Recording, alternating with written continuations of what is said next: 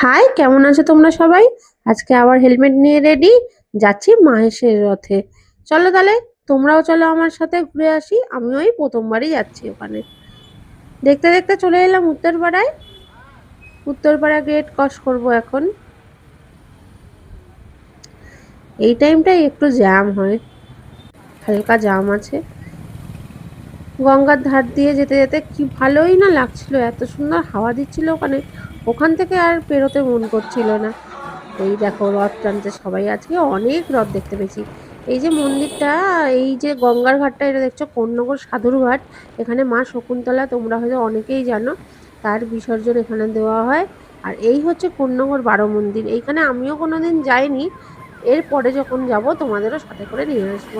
এই দেখো এখানে 12টা শিব মন্দির আছে। এরপরে একদিন এই মন্দিরে যাব, তখন তোমাদের পুরো ডিটেলস দেখাবো।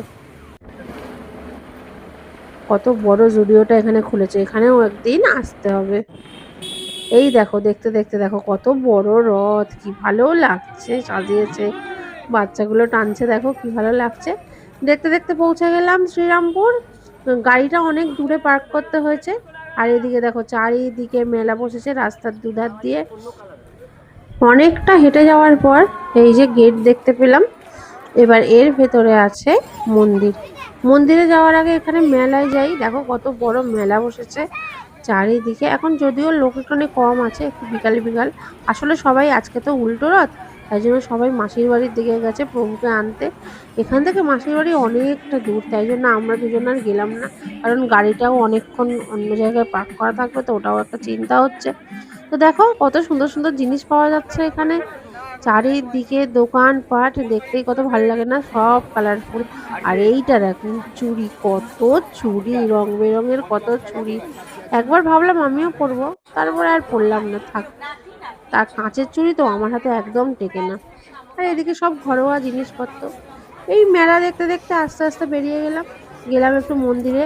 মন্দিরে ঢুকতেই দেখো কাকে দেখতে পেলাম, তোমরাও সবাই দর্শন করে নাও, নমস্কার করে নাও। আর এই যে মন্দির, মন্দির এখন ফাঁকা।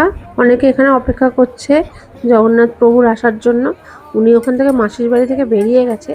তবে আমরা এতক্ষণ অপেক্ষা করতে পারবো না, কারণ প্রচুর ভিড় হয়ে যাবে, তখন আর বেরোতে পারবো না।